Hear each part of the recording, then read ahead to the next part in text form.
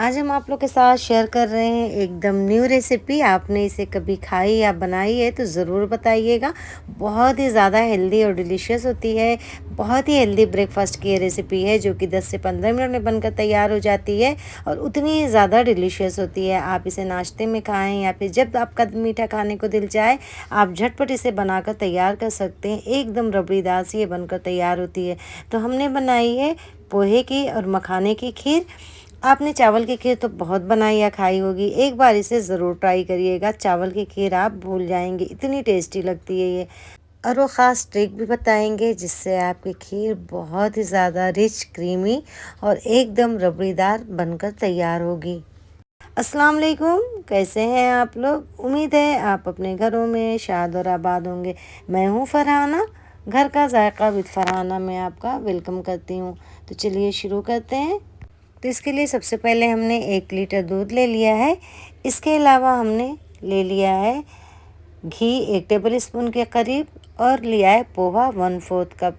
बिल्कुल पतला वाला नहीं, उससे पतले से जो थोड़ा मोटा होता है वो वाला पोहा है। इलायची पाउडर है। काजू को हमने पानी में सोख कर दिया था 15-20 मिनट पहले। और ये हमने खांड ले लिया। आप इसकी जगह पे शक्कर का भी इस्तेमाल कर सकते हैं। और 1 कप मखाना भर कर ले लिया है। तो सबसे पहले हम चूल्हे पे रख देते हैं पैन को और उसमें डाल देंगे बहुत थोड़ा सा घी, यानी कि 1/4 टीस्पून के करीब डालेंगे। अगर आप ज़्यादा डालना चाहते हैं तो बिल्कुल ज़्यादा भी डाल सकते हैं, लेकिन मैंने बहुत कम घी का इस्तेमाल किया है क्योंकि मैं लो फैट मिल्क में और लो फैट वाली ये बना रही हूँ जो कि हेल्दी भी होगी और टेस्टी भी होगी। तो सबसे पहले मखाने को डाल देते हैं और इसे हमें मीडियम टू स्लो हीट पे क्रिस्प होने तक फ्राई कर लेना है, जब तक इसमें अच्छी सी खुशबू ना आ जाए। बहुत ज़्यादा क्रिस्प नहीं करना है, बस इसमें एक अच्छी सी सौंधी सी खुशबू आ जाए तब तक के लिए हमें भून लेना है। मखाने को अगर आप भून लेते हैं तो इससे इसका टेस्ट बहुत ज़्यादा बढ़ जाता है। इससे ज़्यादा हमें नहीं भूनना है, इसमें कलर हमें नहीं लाना है और ना ही इसको किसी तरफ से भी जलने देना है, इसलिए आप इसे लगातार चलाते रहें। तो मखाना हमारा भुन चुका है और अब हम इसे निकाल लेते हैं एक प्लेट में। और अब इसी पैन में हम बाकी का घी डाल देंगे जो कि बचा था। और घी डालने के बाद इसे मेल्ट होने देंगे। जब ये पूरी तरह से मेल्ट हो जाएगा तो हम इसमें डाल देंगे चूड़ा। चूड़े को हमने धुला नहीं है, इस रेसिपी के लिए चूड़े को धुलना नहीं है। उसकी एक ख़ास वजह है कि अगर आप चूड़ा धुल देंगे तो इसमें जो स्टार्च होता है वो निकल जाएगा और हमें इसका स्टार्च निकालना नहीं है। इसी स्टार्च की वजह से आपकी खीर बहुत ही ज़्यादा थिक, क्रीमी और रबड़ीदार बनकर तैयार होगी। इसलिए आप चूड़ा को धुले नहीं, इसे मीडियम टू स्लो हीट पे ही हमें फ्राई करना है। अगर तेज़ करेंगे तो फिर ये जल जाएगा, इसमें काला कलर आ जाएगा जो हमें बिल्कुल नहीं चाहिए।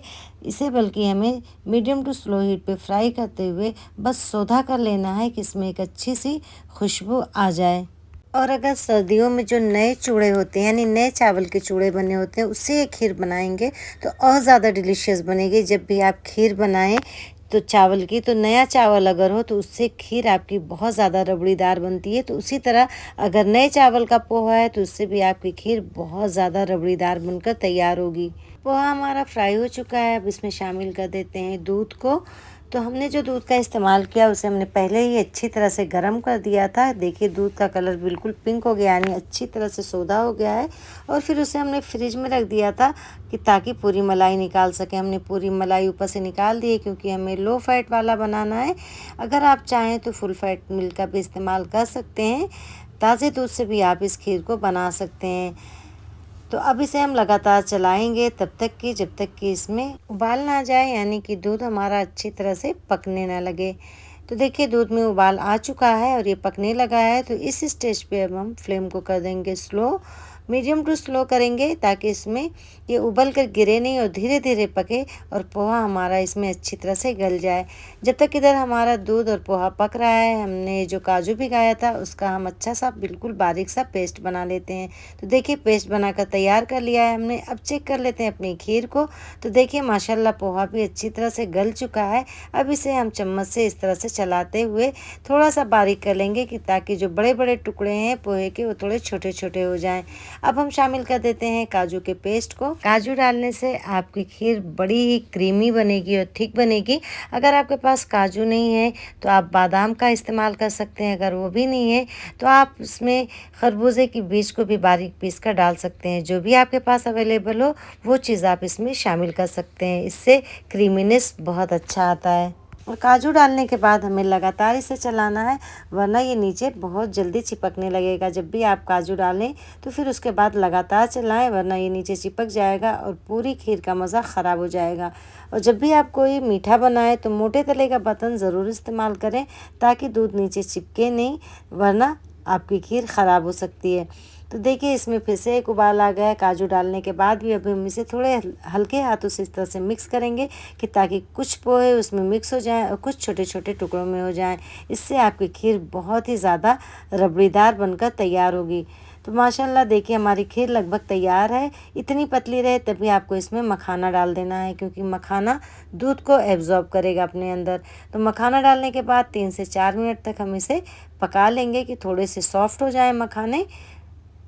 तो देखिए पकते हुए 3 से 4 मिनट हो चुके हैं मखाने को। अब इस स्टेज पे हम शामिल कर देते हैं खांड। हमने खांड का इस्तेमाल किया है, तो हमने 1/3 कप के करीब खांड डाली है। आधा कप लिया था, थोड़ा बचा लिया है।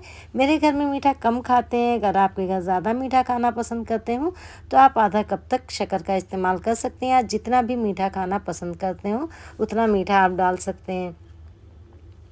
और खांड की जगह पे आप शक्कर का भी इस्तेमाल कर सकते हैं, या फिर अगर आपके पास कंडेंस्ड मिल्क हो वो भी आप डाल सकते हैं। बहुत ज़्यादा टेस्टी आपकी ये खीर बनकर तैयार होगी। तो आपने कभी चूड़े की खीर बनाई है या नहीं बनाई है? अगर नहीं बनाई है तो ज़रूर ट्राई करिएगा, बहुत ही ज़्यादा डिलीशियस लगेगी। अब खीर हमारी तैयार है, तो हम इसमें डाल देते हैं इलायची का पाउडर, और इसे डालने के बाद मिक्स करके अब हम कर देंगे फ्लेम को ऑफ। हमें अब नहीं ज़्यादा पकाना है, क्योंकि ठंडी होने के बाद थोड़ी और गाढ़ी होगी। तो देखिए अभी भी अच्छी खासी रबड़ीदार हो चुकी है। अगर इससे ज़्यादा पकाएंगे तो ये बहुत ज़्यादा थिक हो जाएगी। अब इसे हम निकाल लेते हैं एक सर्विंग बोल में। तो माशाल्लाह माशाल्लाह बहुत ही ज़्यादा डिलीशियस एकदम रबड़ीदार सी हमारी खीर बनकर तैयार है। तो आप इसे ज़रूर ट्राई करिएगा।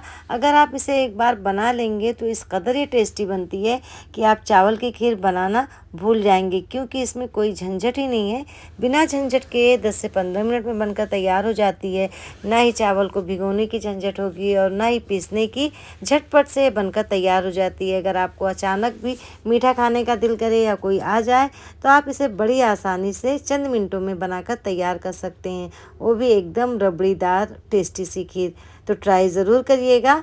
इस रेसिपी को कैसी बनी फीडबैक भी ज़रूर दीजिएगा। अगर मेरी रेसिपी पसंद आए तो मेरे चैनल को सब्सक्राइब ज़रूर कर दीजिएगा और लाइक शेयर करना ना भूलिएगा। बेल आइकन को भी ज़रूर प्रेस कर दीजिएगा, ताकि मेरी हर आने वाली वीडियो का नोटिफिकेशन सबसे पहले आप तक पहुँचे। मिलते हैं एक अच्छी सी और नई सी रेसिपी के साथ। तब तक के लिए मुझे दीजिए इजाज़त। अल्लाह हाफिज़।